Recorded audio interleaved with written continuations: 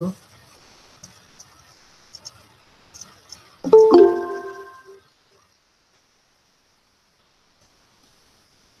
students, can you see the screen? Yes, sir. Okay.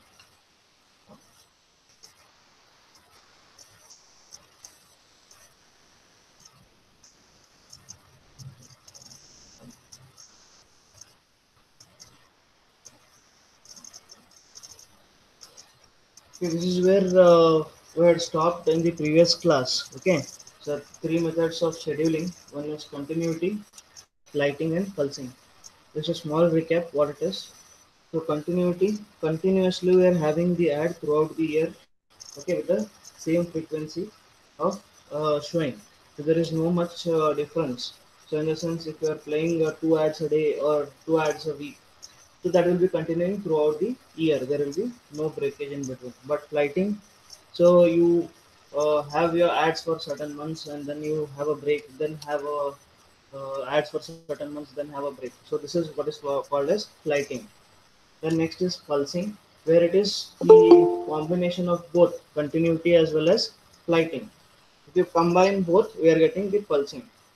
We are having the advertisement throughout the year in the same frequency, but at the time of their particular season, what we call, okay, where they are expecting a large number of sales of their particular product, they increase the frequency. Okay, so that is what this particular additional thing that you can see here after a certain period of time. So these people are having two seasons. So here a long season is there, and here a short season. So why this happens? Just an example I'll give. So you can see now this is like not even the starting of the rainy season, but here we are having rains. Okay, the rains are there. So what happens? So you need all the equipment that is required to shield yourself from rain, whether it is umbrella, whether it is raincoats or whatever. Okay, so if you are storing anything, you need to have those big tarpaulins.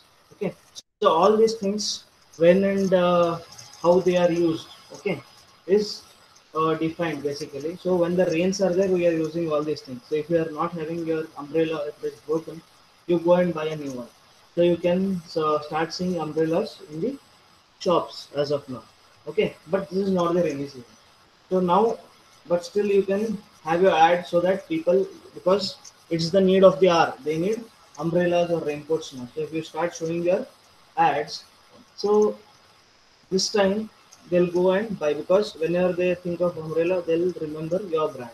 So similarly in the rainy season, so when the rainy season starts again later, so again there will be increase in the ads. Okay, the number of ads or the frequency of the ads. So that is there. Then plus, so for a certain period of time there might be no rains. Okay, so your advertisement or the frequency of advertisement decreases, but the same thing may happen. Okay, before the season there were rains, so after the season also there could be rains in somewhere around November or December. We never know. So what happens then? So again, you increase your frequency of the ad then. So that is where we are seeing pulsing.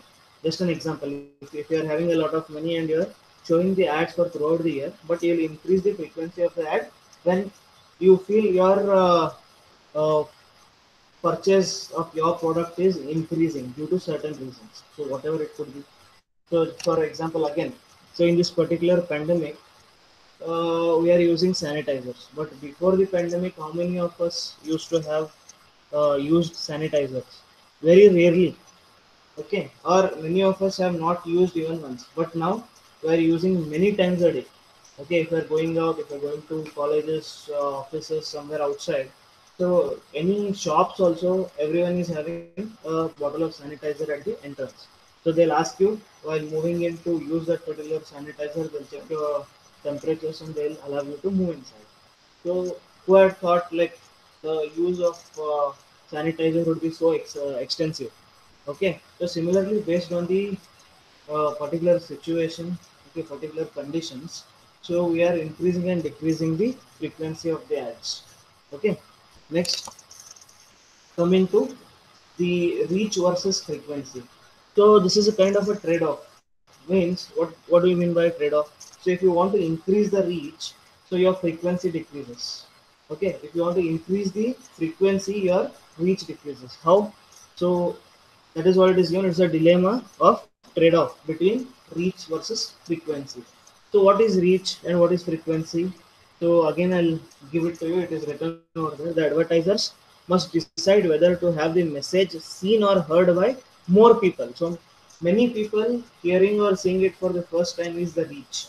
Okay, or few people more often is frequency. So a person has already seen it and he is again seeing it. So he is seeing it for twice. The frequency is twice now. So if you want to reach more, in the sense, if you want to have more number of people seeing your ad for one time, or few people seeing multiple number of times. So that's why it is called as a trade-off. If you want to increase the reach, your frequency decreases, as many people are seeing but only for one time. Here, if you want to increase your frequency, few people will see for multiple number of times. So that is what is called as reach versus frequency. They can ask you a question for 3 marks as well. So define reach versus frequency, or what is the trade-off between reach and frequency could be asked. So make sure you know the definitions of reach and frequency. You write them. Then you can say that if one is increasing, the other is decreasing, because reach only once they are looking, so frequency will decrease. So if they want to have more frequency, the number of people, the number of new people who are watching it will become less, and the number of times the same people view our ad increases. So that is what is reach versus frequency. Okay, next, how much reach is necessary? Okay, awareness is the first step in engaging the customer. Okay, so reach, we are saying one time per person at least is the reach. Minimum of one person should see minimum of one time. So that is reach. So awareness. So if I don't know that you are there in the market, or that particular product is there in the market, then if when I am in need of it, I will not be knowing which product to buy, because I don't know. Or I might buy your competitor's product because I am not aware that you are there in the market with that particular product, right? So awareness is the first step in engaging the customer, that telling him that yeah, I am there in the market, this product is there with me, and the benefits of this product are this. Okay, so awareness is the first step in engaging the customer. Next is more the number of people who are aware, more the number who can be taken to the subsequent stages of purchase. Okay, so if you come to know that there is a product in the market, then we can move ahead with the different stages. Like different processes are there given by so many people, like for example AIDA, AIDA, awareness, interest, desire and act. So awareness is the first step again there, saying that first you should know So that. some people are waiting. Okay, I'll just check.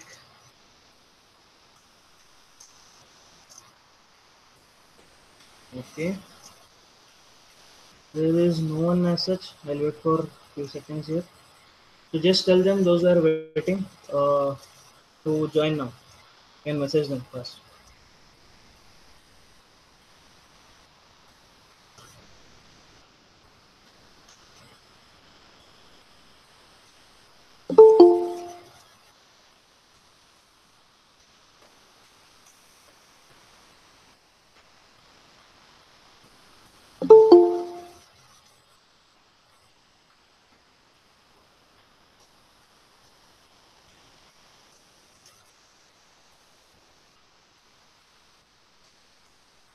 Okay, fine. We'll go back to our PPT. Okay, where was I? Okay, subsequent stages. I was talking about AIDA. AIDA model is one of the models which states that how a particular person starts from getting awareness of the product till he purchases it. Okay, AIDA first is awareness. You need to make aware the person that you are there in the market with the product and the features of it. Okay, then I is we should create interest in him. Okay, stating that you are in need of this particular product. If this particular product is there with you, then you will be happy, or your work becomes easy, or something like that, depending upon the product. So that is create interest in the product for the particular person. A I. Then D is you should imbibe that particular desire for him to buy the product. Now the first awareness you told him, then you made him getting interest in the product, then he should desire it. Okay, I need to buy it now.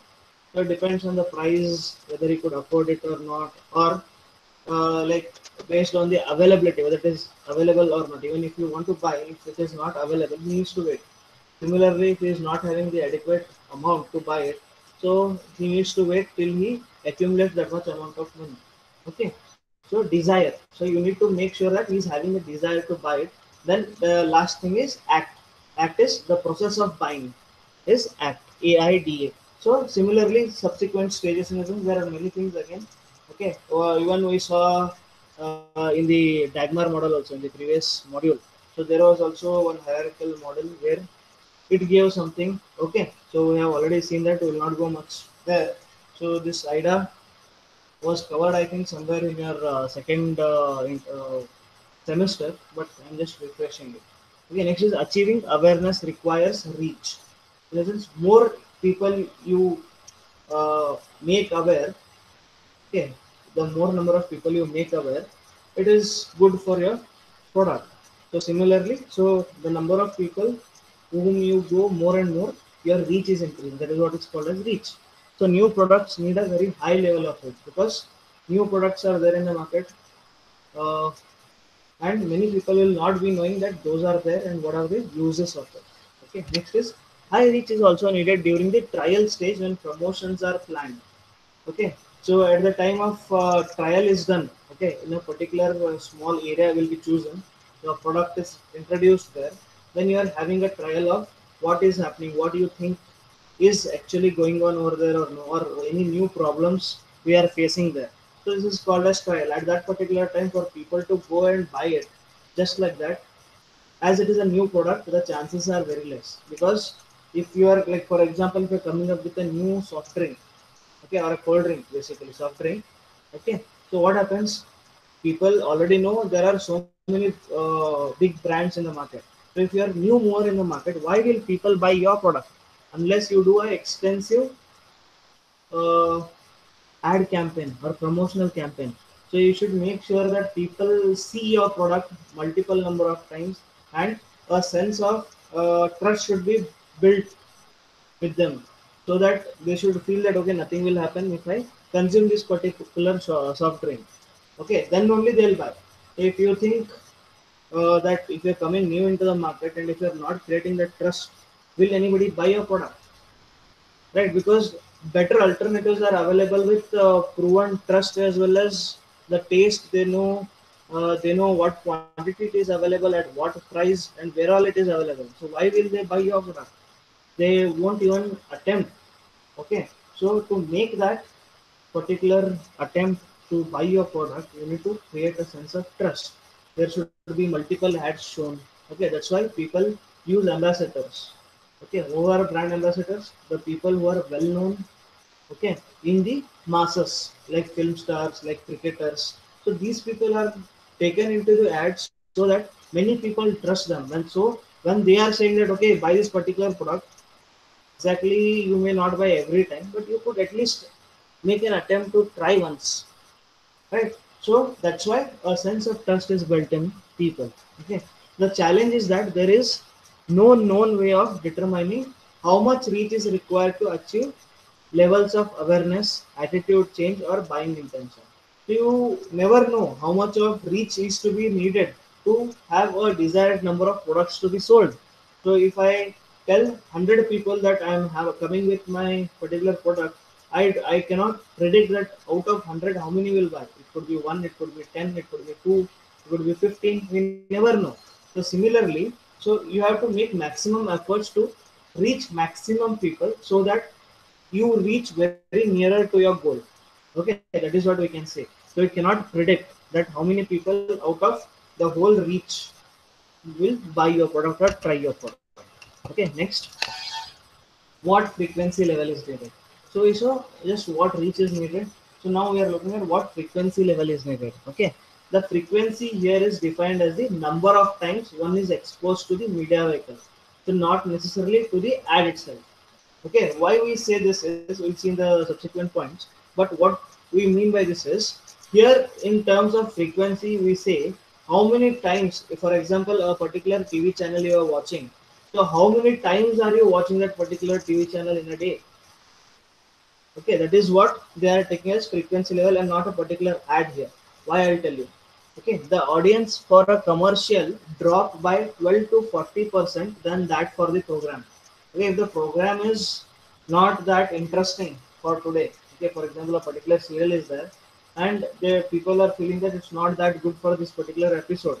So, if you compare that with a particular change in the channel or change in the program, when a particular advertisement starts, is 12 to 40% more than that. If you think the people are feeling bored, they change. So if you see that percentage is less by 12 to 40% when a particular ad comes. So what we do, there are hundreds of channels now. As and when a particular channel you are watching and there is a advertisement, so suddenly you change. Okay, that is what they are telling you. 12 to 40% more chances are there of changing a channel by a viewer at the time of advertisements than when a particular serial or a particular program is running in that particular channel. Okay, so putting an ad in a vehicle does not ensure that the ad will be seen by the customer. Okay, so that is what they are telling you is, so if you just say that okay, between this particular program you air my ad, if I do that also, there is no chance of me telling that many people are watching it, because as soon as a particular ad comes, we change the channel or we change the program. Okay, so that is what they are telling you here. Okay, the expression opportunity to see is being referred by some media planners in place of frequency, as frequency overstates the actual level of exposure of ad. Okay, so for us it is frequency as a person who is putting the ad there, because it seems that I am showing it for twice a day or twice in a particular program of an hour. So for me the frequency is twice.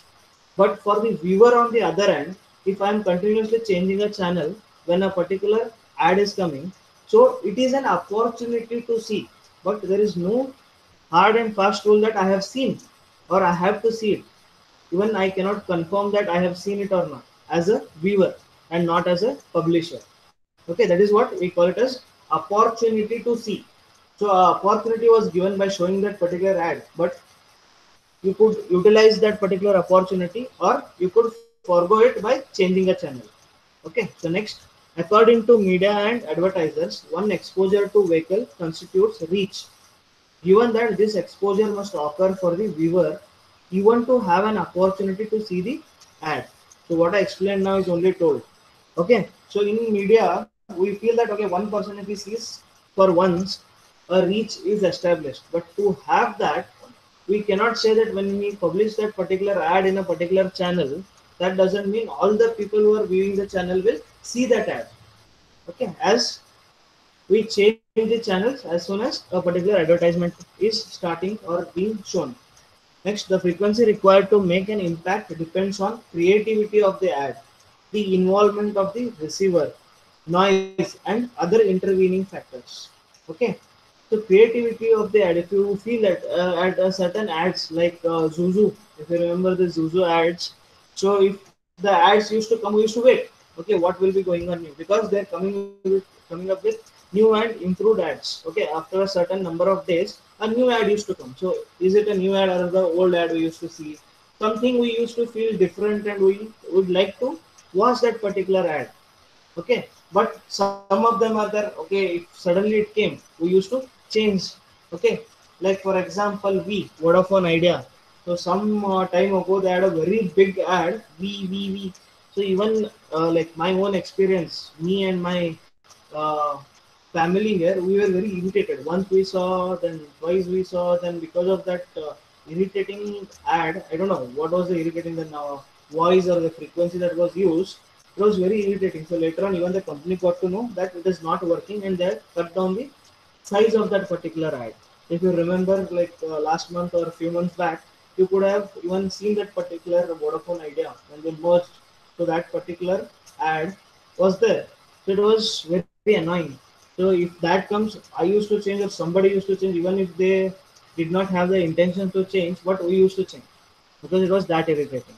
So that is one of the creative problems. They thought it is good. Okay, like Idea or Airtel. So Airtel comes up with that jingles and all. Okay, so some things we feel to listen, but others make you feel irritated. But for a person to come up with that particular ad, he thinks, okay, the people might like, but the reaction from the people could be completely different or opposite than what he was thinking of. Okay, creativity is there, then involvement of the receiver, as I told. So if he feels it is engaging and it is something new, people involve themselves to watch that particular ad. Okay, next, noise. So noise in the sense how disturbance is there. So it could be on both the ends. It could be at the provider's end or it could be at the receiver's end. So if some program is going on and you're watching your TV, program in the sense there could be some wedding nearby and huge sound is there. Example of noise. Your noise could be anything, okay, which is interrupting your viewing. So that could be one of the effects of noise and any other intervening factor. It could be anything. Like an ad is coming and somebody calls you. So what happens? You don't see the ad. Even it is playing there, you won't see the ad, but your attention is to the person who has called you. Okay. The above challenges make taking decision on frequency more of an art than science. Okay. Because here you can put science, you can tell them, okay, these many times I am showing and this is the number of viewership that is there at this particular time. But we cannot say, as we saw different things over there. So noise is there, somebody is calling you, or suddenly something, some noise comes and your attention is like completely displaced to that noise. So we never know what happens. Even if there is a science behind this, it could not prove, okay, that so many people are actually watching your ad. So that's why they say it is more of an art than science, even though a lot of science is being used in finding out the frequency and reach. Next, establishing reach and frequency objectives. So what kind of objectives I'm looking at when reach and frequency is there? If one ad is placed on TV show one time, the number of people exposed is the reach. Again, it is being repeated. If the ad is placed on two shows, okay, the total number exposed once is unduplicated reach. So for example, in two shows or in two channels I am playing my ad. Okay, so many a times it may so happen that you are watching a particular program and there is an ad and suddenly you change. Okay, many of the times it so happens that in the next channel also there is ad, or whichever channel you are changing there is also ad. It may so happen that the same ad might be playing here. So that means you might skip the ad there in one of the channels and you are watching the same ad in the other channel. The possibility is there, right? So they are telling, if you do that from one channel to other channel, okay, so but if you still see that once, that means we have reached you. Okay, if the ad is placed in two shows, the total number of exposed ones is unduplicated reach. So we call it as unduplicated reach because you have seen it only once. Even if you are putting it in different channels, you are watching it only once. So unduplicated reach is one. It indicated potential new exposures. That means you have watched it only once now for the first time. So later on, again you are changing, again you are watching in some other, so it becomes a frequency. You are watching for more number of times. But for that media, it is frequency is 2. But for that media vehicle, it will be 1. That means media channel is your broadcast media, that is TV. But your what do you call it? Medium, it's different because from one channel the frequency is 1 to the other channel there also the frequency is 1, but collectively it is 2. You have seen it twice but in two different channels. Okay, the number of people who have seen the ad in both the shows is the duplicated reach. I just explained. If you see on both the channels, it is, you have seen it twice, so it is duplicated reach. It provides an estimate of frequency. So collectively, if you take, so you have seen it twice, but for that media vehicle, it is only once. You have seen it once in this channel, and you are seeing the same ad once again in the other channel. Collectively, it is two, but for both the media, it is 1 1. Okay. Next, the same thing is explained here in terms of a figure or a graph. Pie chart is there. So total market audience reached when reach of one TV program is there. There is one program that is running, okay, in which we are having one part is being seen and the other part is being changed. That means 50% reach is there almost. Okay, total market audience reach of one TV program. That is, you are watching one program only and your ad is coming in that particular program only. So if you see, there is 50% chance that you reach the intended audience. Next is reach of two programs. So there are two programs running simultaneously, and in one of the programs you watch here, that is only in one time you are watching in one of the places or one of the channels, and there is other set of audience who are watching the second channel and they are having the view of your ad here. So this is both separately. So this is seen by some other people, this is seen by other people, but there is a place where both are being merged. That means these people are watching it in this channel also and in this channel also. So this is a duplicated view or duplicated reach. So that is what is seen separately here. In the third one, if you see here, see duplicated reach, that means total market reach with both shows. So this part is this. They have removed the single users or single viewers from both the channels. They have removed it. So in this case, unduplicated reach. That means we are removing the duplicated reach. That is this particular place where there is duplicated reach, and we are removing that. So this whole thing is unduplicated reach. So these many people have seen it once. Okay, in both the channels, right? So these people have seen simultaneously or in different time zones, but they have seen in both the channels. Okay, so this is what is being told here. Next, a measure of potential reach in broadcast media, that is TV or radio, is program rating.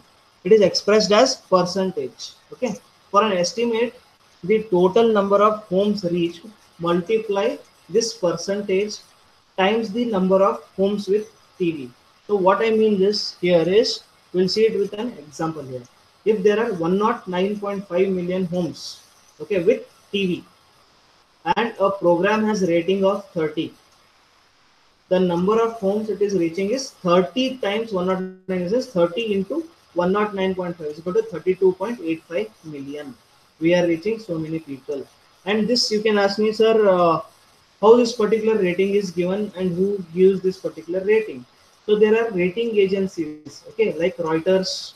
Okay, so these people on various basis they are providing this particular rating to a channel. Okay, so if you want to have ad in a particular channel, people look into, or the advertisers look into the channels which many people are watching. Why? Because once if it is broadcasted, those many people could see that particular channel. So they go for channels with more rating. Okay, so here the rating is 30. So number of homes with particular TV into the rating of the that particular channel. So that gives you this particular reach. So it is 32.85 million. So this is what is told here. Okay, the measure of potential reach in broadcast media is calculated like this. Okay, next, using gross rating points. Okay, so some interesting things are there. You might heard of TRP. Okay, so there is one more term called as GRP. So next we'll see what is TRP. So before going to TRP, we are looking at GRP. What is GRP? Gross rating points. What is gross rating points? It is the measure that combines the program rating and the average number of times the home is reached during a period. That is frequency of exposure. So how it is calculated? GRP is equal to reach into frequency. So how many times you are reaching once into number of times you are reaching. So this is taken in gross for a TV channel. So for example, I told you the advertiser will go with the more number of points. So even people try to buy GRP also, the number of GRP points. Okay, that is gross rating points. Here, on an average, throughout a day or throughout a week or throughout a month, it could be anything. Okay, so there is a different frequency of calculating GRP. Okay, it depends on how many times you're going to air your ad in that particular channel. So finding out GRP is very important to find in which channel basically I need to put my ad. Okay, so here it is in total. Okay, how many people are watching in general for that particular channel? It could be morning, it could be evening, they could take average of it, we never know, but it is throughout the complete audience who are watching that particular channel is GRP. In general you can take. So how it is calculated? Reach into frequency. Everything comes here, right? So reach once, if you see, it is reach, and number of times, if you see, is frequency. More number of times. If one person sees it multiple number of times, it is frequency. So frequency into reach gives you the GRP. Here you can have, here we even include the what do you call multiple number of viewing also. Here the frequency is also seen and the duplicated values are also calculated. So GRPs are based on total audience, as I told you, total audience the media schedule may reach. They use a duplicated reach estimate. That means even duplicated reach also is, sorry, even the duplicated reach also is taken into consideration. I told you, because frequency is added. We are not only looking at reach into the frequency, number of times we are showing it. So those many points are being added here. So everything collectively we are taking in GRP. That's why it is called as gross rating point. So the disadvantage of GRP is that it also includes the waste coverage. So it doesn't see whether you are intended to view that particular channel or not, but you are viewing it as it is considered into GRP. So this is GRP, gross rating points. So coming to the next one, TRP. What is TRP? Target rating points. So GRP was gross. Here we are targeting a particular kind of audience and we are seeing only those things, and here duplicated results are not seen. Only the what you call reach is only calculated. Only once the people who are taking or seeing that particular ad is only taken into consideration. Here it refers to the number of people in the primary target audience. So you have already a target audience, right, for you to communicate. So it only refers to the number of people in the primary target audience. Okay, the media buy will reach and the number of times. It does not include the waste coverage. Okay, sorry, here duplication is considered. I'm sorry, duplication is considered, but waste coverage is not considered. Okay, here number of times also it is seen. So if you want to communicate something to a boy, okay, who is of age between 14 to 20, so if he sees once, well and good. If he sees this 5 times, yes, we are taking it into 5. But other than those ages like above 20 and below 14, we are not considering here. Okay, how it is done, I'll tell you. Given that GRPs do not measure actual reach, the advertiser must ask how many GRPs are needed to attain a certain reach. Okay, how do these GRPs translate into effective reach? In the sense, as everything is considered here, waste coverage is considered, even duplication is considered. So I need to buy more of GRPs to attain a certain level of percentage of my targeted audience. Okay, so that is what it means. So example, how many GRPs must one purchase to attain an unduplicated reach of 50%? And what frequency of exposure will this schedule deliver? Okay, so this is also further more simplified in the next example. What it is, a GRP rating of 100, for example, 100 is the rating given to them.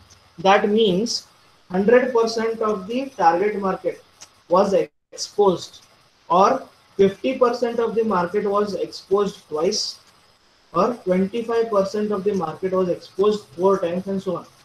So when if it is 100, we cannot say in GRP that you have reached all the audiences. It could be 50% of the audience twice, or 25% of the audience 4 times also, or it could be 10% of the audience 10 times. So everything is calculated. You cannot say when it is 100, we have reached all the people. So that is what is a GRP. But in TRP, referring to the figure, so figure is in the next slide, I'll go there. Referring to the figure, the purchase of 100 TRPs on one network would yield an estimated reach of 100, reach of 32% of the total households in the target market. Due to the second network, it reaches to 37.2%, and with the inclusion of the third network, it reaches 44.5%. Here they are telling you if you purchase 100 TRPs, so in one network, that means in one channel, so the estimate would reach to 32% of the target audience. You would reach 32%. So if the same ad is played in two different channels, we are reaching 37.2%. And similarly, if you have three channels, so your reach would be 44.5%. So here is the graph of it. See, here three lines are there. Look carefully. The first channel, channel A, is here. Then we are having channel B. Then we are having channel C. Okay, we are talking about percentage there, 100 and all. So researchers show that 2500 GRPs are likely to lead to a roughly a 70% probability of high awareness. That means 100 and all will not work because duplication would be there. They are saying the research shows 2500 GRP points at least should be there for you to roughly have an audience of 70% reach, probability of high awareness. So 1000 to 250 GRPs would yield about 33%. See here, 1000 to 2500 GRPs will lead to 33% of the probability. That is 33% of total viewership could be reached by buying 1000 to 2500 GRPs. So if you buy less than 1000 GRP, you would probably result with no exposure. So if you go and add everything here, so it is coming somewhere in 65 to 70 here. Okay, so that is what they are saying. Here it is 1000. So combining all the three, it could go about 2500 or somewhere near 2500 points. So this will lead me to somewhere near to 70% reach. Okay, if I am having only one and I am having only 1000, I can reach only 33%. And 70% if I want to reach, I need to have minimum of 2500 GRP points. Okay, between 1000 to 2500, 33%, and less than 1000 GRP, we would have no exposure. We would take, there is no people who are watching it because we never know how many effective people we reached within 1000 if you are taking a GRP points of 1000. So here GRP points are sold, okay, to the people, in the sense the people who want to show the ad. So you can buy this GRP point. So if you are in advertising, so these all terms are very important if you are interested in advertising later. So brand awareness, then TRP or advertising promotions, if you want to go in that field, these things are very much important. Okay, so people or the advertisers buy these particular GRP points. We spoke about time and space earlier because in a particular channel, in a particular ad between a particular show, only a speculated number of time is there. It could be 2 minutes, 3 minutes, whatever, depending upon what is being played. So if a particular cricket match is going on and between two overs, we are having I think 30 or 40 seconds max.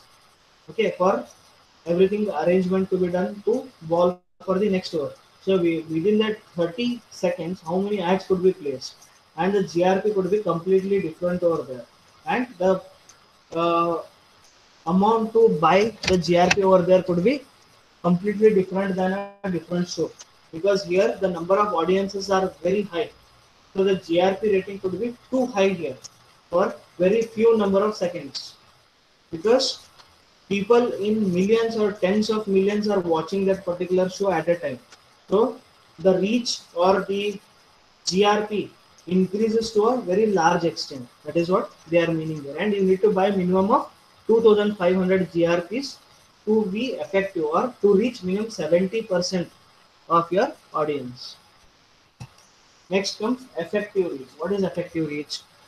A new product or brand introduction will attempt to maximize reach, particularly unduplicated reach, to create awareness as many people as possible as quickly as possible. In a sense, if you are coming with new brand or new product in the market, you will try to reach as many people as possible as quickly as possible. That is what they are saying.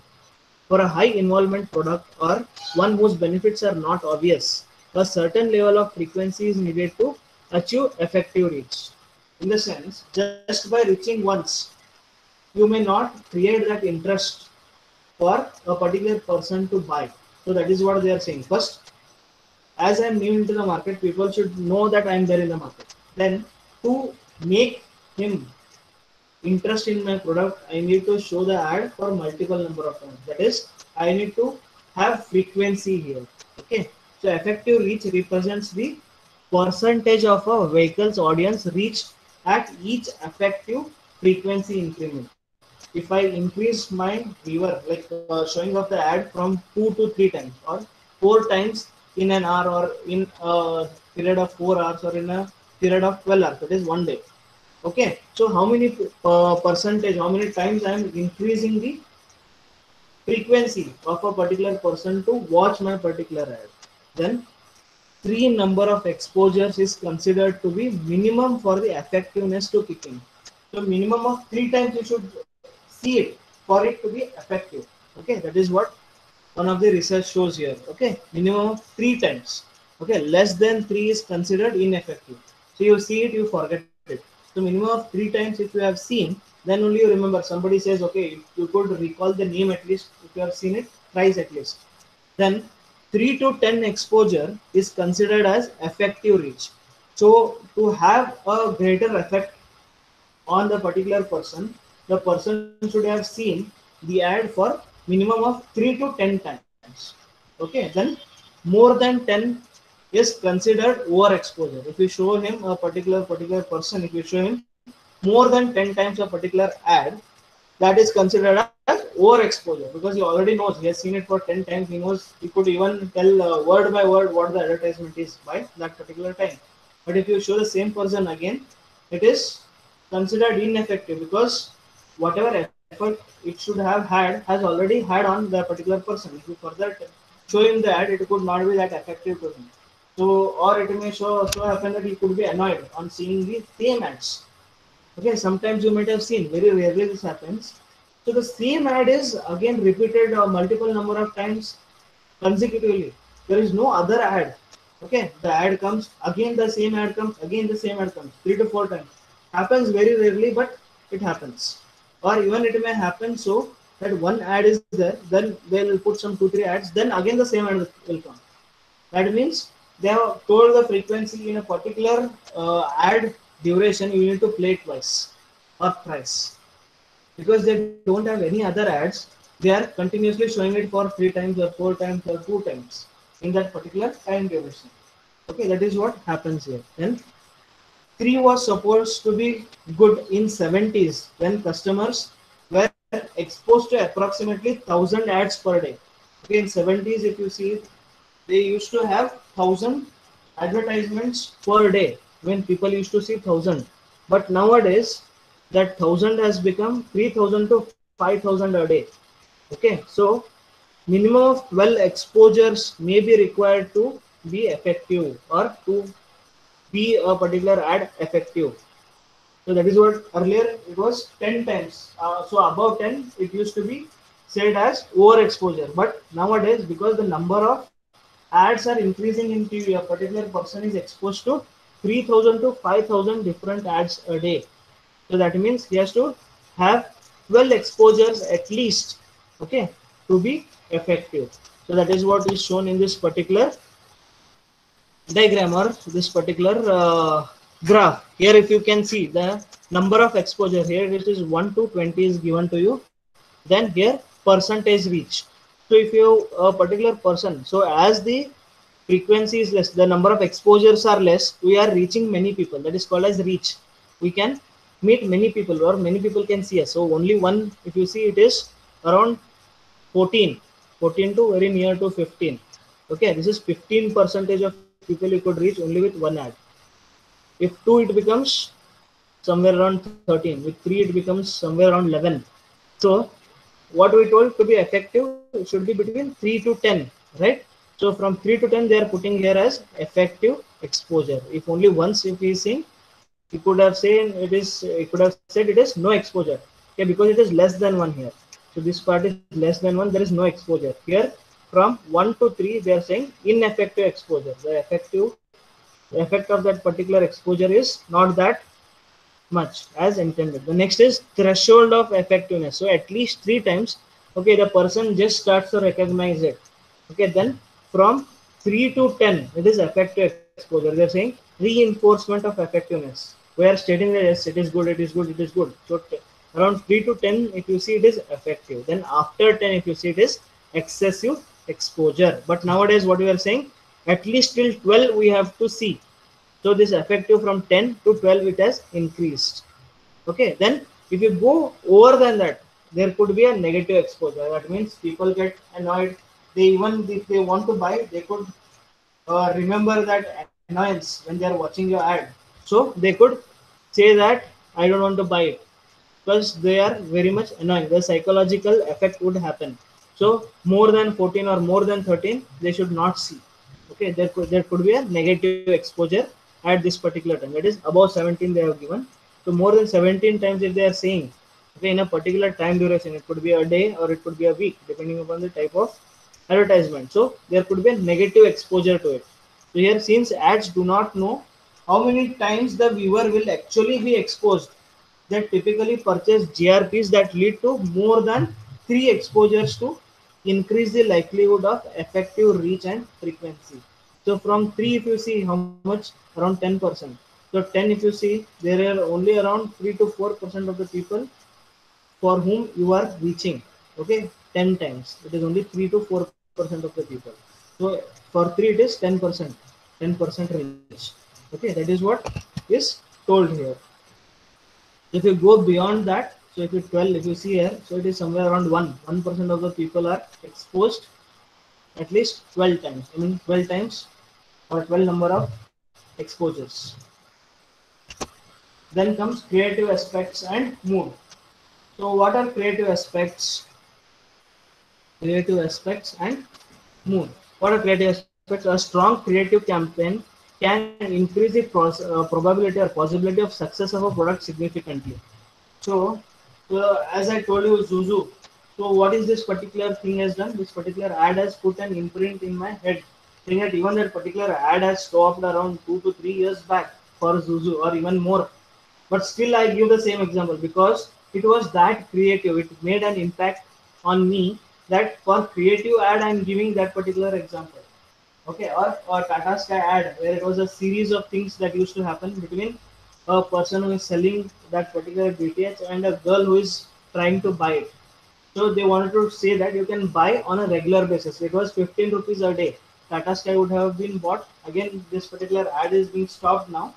So earlier, I think around a year or 2 years back, this particular ad was there. A series of I think 8 to 10 ads were there, where a girl used to go and buy Tata Sky DTH, okay, subscription on a daily basis. So they have shown it on like both the ways where a girl wanted to see that particular boy, so she is going there, and even the affordability of that particular Tata Sky, 15 rupees a day, all the channels used to come. Okay, so it is both. So she can have her thing also, plus she is getting Tata Sky at 15 rupees also. So this was one of the creative ad, okay, where which had an impact on me again, where I could remember because of the what do you call it? Because of the creative aspect of it. Okay, so implementation of the creativity needs a medium that will support this strategy. Okay, so if I wanted to show an ad, so it should be a medium where I could show a particular video.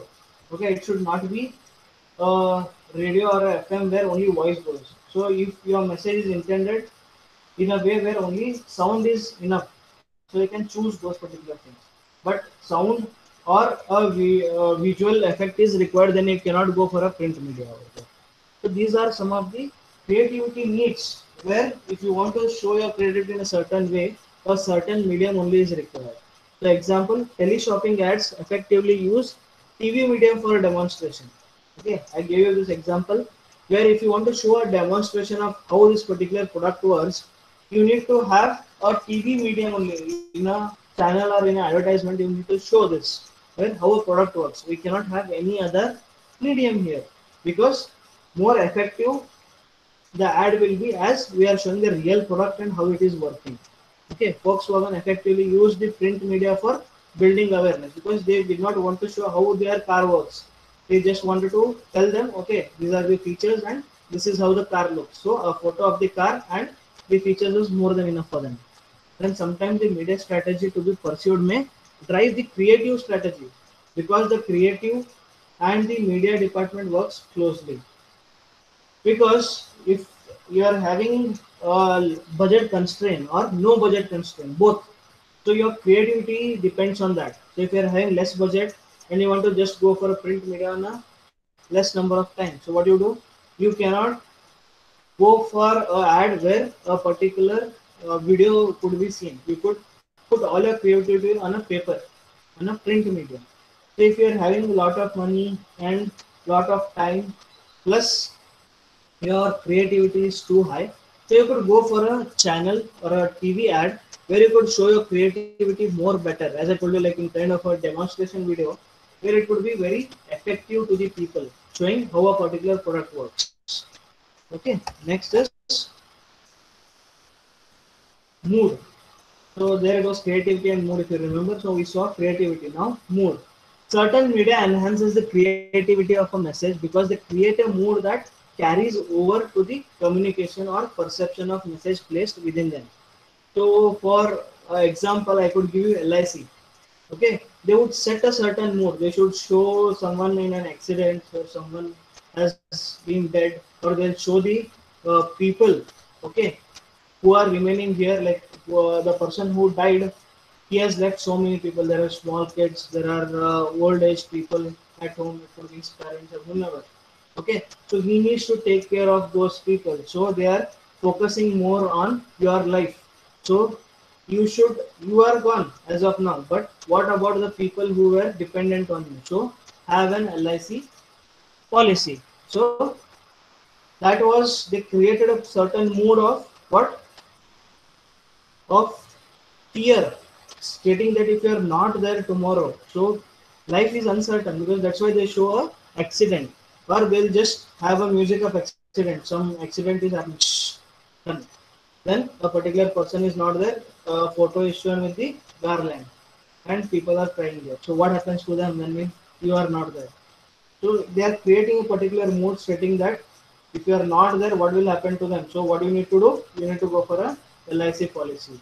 So this is how they are creating a mood and trying to grab your attention, stating that yes, if this is not there, this is this serious, this may happen to your family.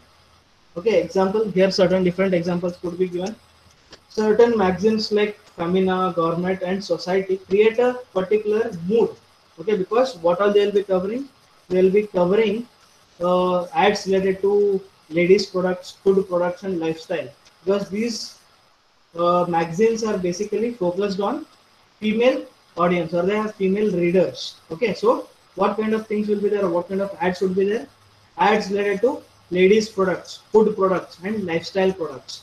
Okay, respectively, is enhanced by that particular mode, because you already know, if I take that particular magazine, what I will be having. So it is more woman centric, or uh, what we call it, female gender centric, we could call that as well. So the products who are being used by ladies only are advertised in those particular magazines, because it is intended for women reading only, women readership only. Okay, just an example. Then ads related to food are best suited to be aired during master chef, because people are with the mood of learning more about cooking or about certain food. So at that particular time, you could like give ads about your restaurant, where what kind of food is available. Okay, or you could have a ready mix or something. So those ads could be aired at the time of a particular program where it is setting up a particular mood. Okay, children health related drinks have best effect when aired during serials like Chota Bheem. So because small kids are watching, plus even the parents or someone elder also is watching, where they could show Bormita ad, they could show a healthy bar ad or a chocolate ad, where even children register that okay, this is there for me, because they are exposed to those ads while they are seeing those kind of programs like Cartoon Network or whatever, like Chota Bheem and all, whichever is popular nowadays. So if you can put your ads there, and your target audience would be your children of age group of that age, because those people are only watching it more, right? So you are targeting properly. Here TRP works. You are targeting those kind of audience, or your target market. You are targeting a target market only properly. Okay. There could be waste coverage also, like I told you. That is, uh, other age people also could be sitting and watching, because a small kid is there, a cartoon channel would be there on TV. So others also start watching it. So there, even there is, it is influence to them as well. So that these children will say, yes, I need that whenever they see it in a store or somewhere. And even these people feel a sense of responsibility or sense of trust is there, as they have seen the ads multiple number of times and endorsed by so many people. Okay, so even there's an impact on them also. When small kids ask for that product, they could easily get it for them. Okay, so we could say like not intended, but there is an effect on them as well, right? So this is how a mood is created, and a creativity with mood will help you enhance your advertisement to a larger extent. Okay, flexibility. Mm, okay, it's almost an hour. We'll start with flexibility in the next class. Okay. Any difficulty, students, in whatever we covered today? Yes, students. Anything? Any difficulty?